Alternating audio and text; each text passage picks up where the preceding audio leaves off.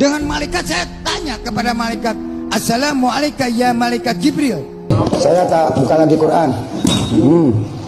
Buka lagi kagok sama saya lah. Quran tak mangan sekali. Wah, Quran tak mangan sekalian, mau dimakan gitu ya Al-Quran. Bismillahirrahmanirrahim.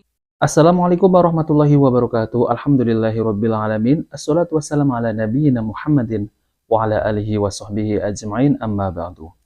Teman-teman yang dimuliakan Allah Subhanahu wa taala, kita bertemu kembali di channel Pencari Ilmu. Jadi di video kali ini saya akan membahas kembali yaitu tentang penyimpangan-penyimpangan dan kengawuran dan kazab, yaitu dustanya Mama Ghufron. Jadi ngumpul jadi satu ya teman-teman ya. Bapak Ghufron alias Mama Ghufron adalah tokoh paling al-kazab, yaitu pendusta sekarang di tahun ini. Jadi Mama Ghufron ini mengakui yang pertama adalah semua agama Islam, Kristen, Katolik, Hindu, Buddha, ya, lalu kemudian Konghucu, itu semua masuk surga. Subhanallah ya teman-teman. Padahal agama yang diterima oleh Allah SWT adalah Islam. Sebagaimana Allah berfirman dalam Al-Quran, surat Al-Imran, ayat 19, yang berbunyi, A'udzubillahi minasyaitonirrajim, Innad dina indallahil Islam. Sesungguhnya agama yang diterima di sisi Allah hanyalah Islam. Nah teman-teman, jadi ini ada orang di zaman sekarang mengatakan bahwasanya semua agama masuk surga dan memiliki kapling surga sendiri. Subhanallah ya teman-teman. Na'udzubillah min dzalik. Ini jelas adalah perkataan yang menyesatkan. Ingat, sesungguhnya orang semacam ini sangat berbahaya sekali dan bisa merusak akidah kaum muslimin. Lalu kemudian yang kedua, Mama Ghufron mengatakan bahwasanya saya punya backing malaikat yang bisa menurunkan hujan. Subhanallah ya. Sehingga kalau permintaan saya seperti meminta hujan tidak dituruti, ya.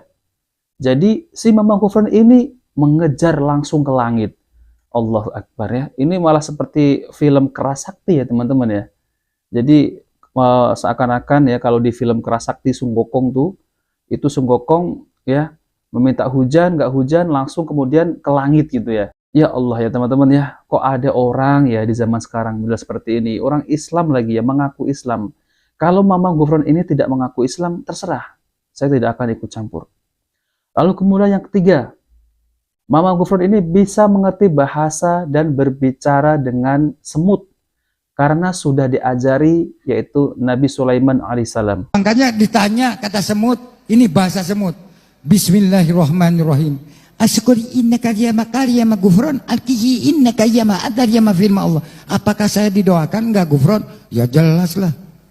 Karena saya informasi dengan Nabi. Nabi siapa? Nabi Sulaiman alaihi wasallam dengan saya. Nggih betul. Nggih betul. Alhamdulillah. Subhanallah ya teman-teman ya. Jadi Mama Ghufron ini mengaku diajari oleh Nabi Sulaiman. Berarti Mama Ghufron ini bertemu dengan Nabi Sulaiman dong ya. Padahal hanya Nabi Sulaiman yang bisa berbicara dengan hewan termasuk semut. Itu adalah mukjizat yang diberikan oleh Allah Subhanahu wa taala. Lalu kemudian yang keempat, bisa mengerti bahasa dan berbicara dengan malaikat dan jin.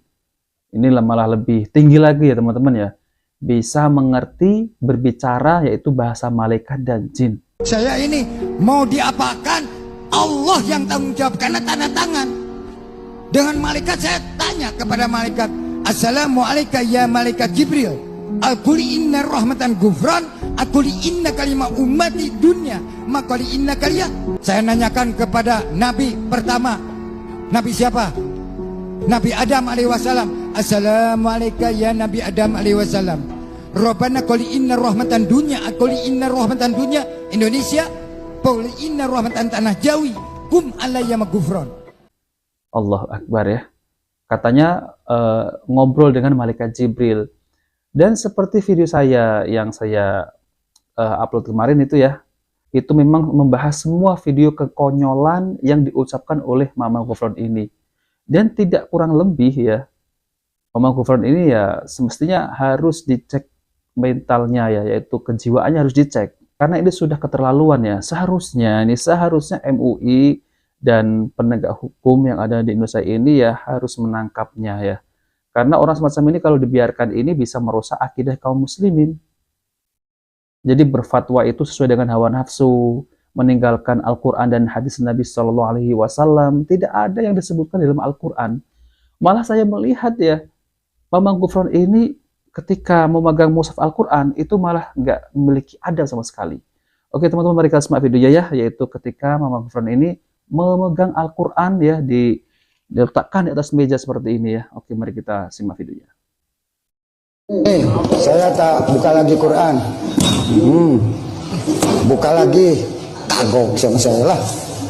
Quran tak mangan sekali. Wah, Quran tak mangan sekalian, mau dimakan gitu ya Al-Quran ya. Jadi ya, Mamang Gufron ini dengan Al-Quran saja tidak memiliki adab sama sekali. Ya, subhanallah ya teman-teman ya.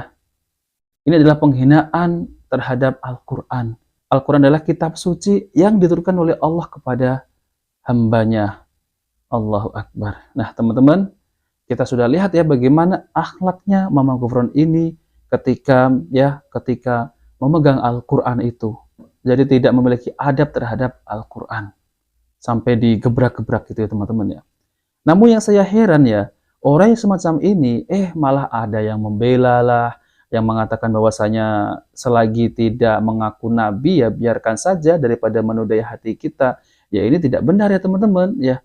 Hal semacam ini seharusnya ya harus kita jabarkan bahwasanya Mamang Gufron ini orangnya ini nyeleneh dan ngawur, pendusta, al-kazab di zaman ini ya.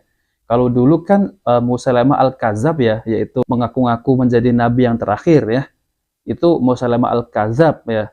Bahkan sampai membuat surat Al-Quran ya, padahal katanya ya mendapat wahyu dari Allah ya melalui malaikat Jibril. Itu semua kadzab ya, itu tidak benar dan mau menandingi yaitu Al-Quran ya.